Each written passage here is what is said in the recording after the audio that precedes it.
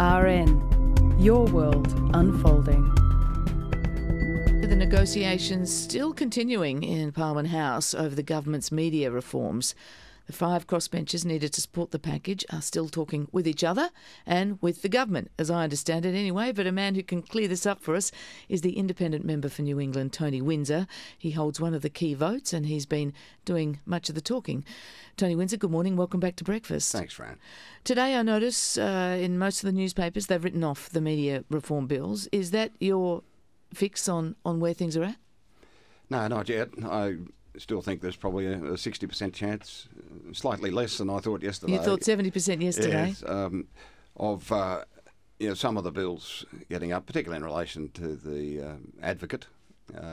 I agree with the concept that Bob Catt has put up in terms of a community-based appointment. Let's explain to people what that is, because there's still a bit of confusion about it. The government suggested, and its bill puts up a public interest media advocate, a single person, would oversee acquisitions and mergers within the media space and also the standards of the Press Council being upheld.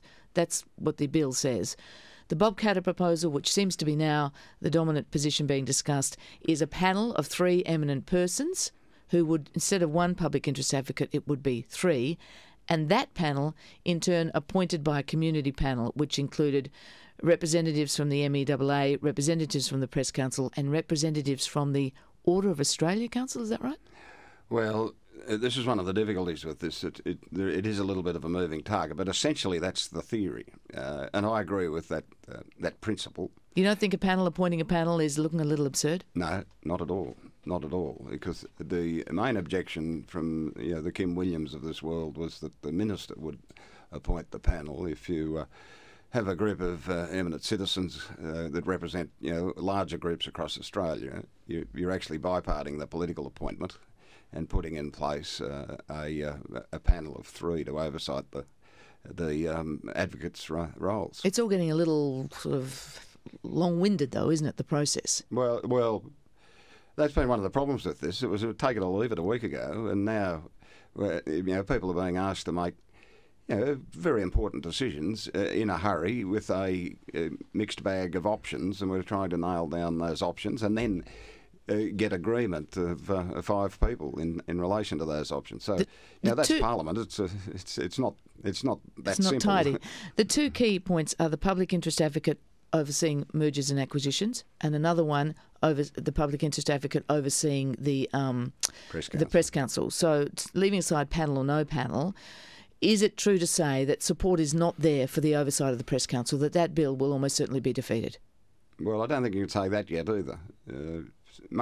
Probably most likely, but nothing's dead till it's dead. And one of the votes that seems to be moving around a little is Craig Thompson. He had declared he wouldn't support this package earlier.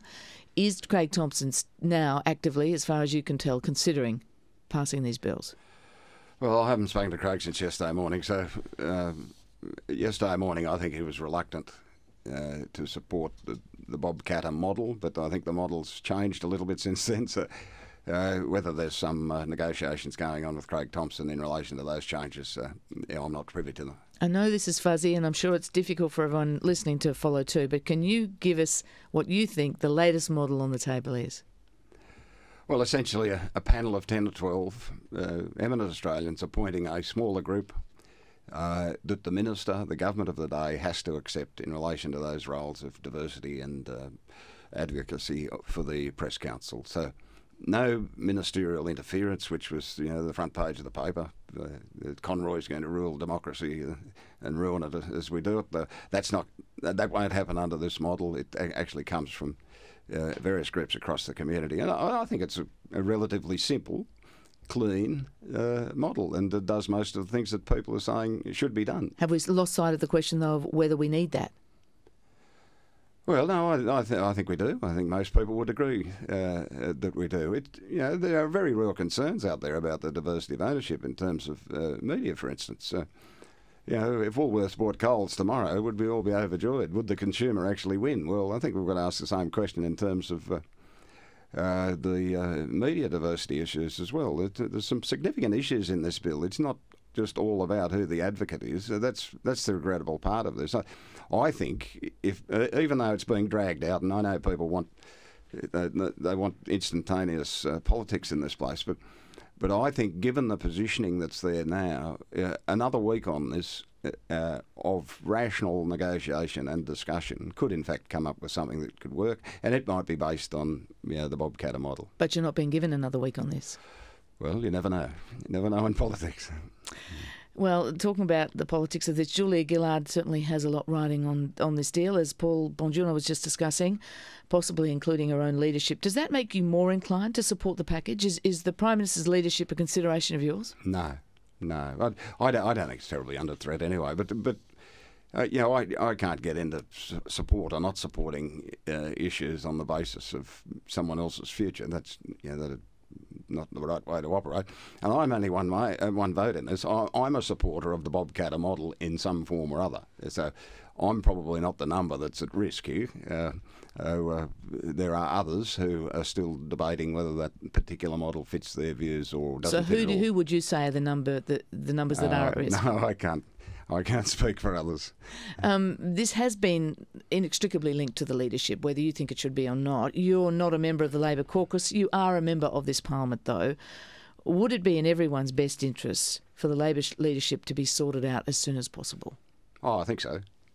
Yeah, well, it's a one-way street if they persist in this business that's going on at the moment, and it is going on. There's no doubt about that. A one-way street too? Oh, oblivion. Well, the polls would suggest oblivion looms anyway for the Labor Party. Do you think if the only way to quieten this down is to have a leadership vote and possibly change leaders, do you think Labor should get on with that? Well, I don't think a lot about it. My job is to operate as a parliamentarian in this particular parliament, representing a certain group of people in a hung parliament. So, I wouldn't attempt to second guess what's going on in the minds of some people in the political parties. I watch them with some degree of interest and fascination. And Tony Windsor, just finally and briefly, do you welcome going head-to-head in your electorate against Barnaby Joyce if that's the outcome of the National Party pre-selection?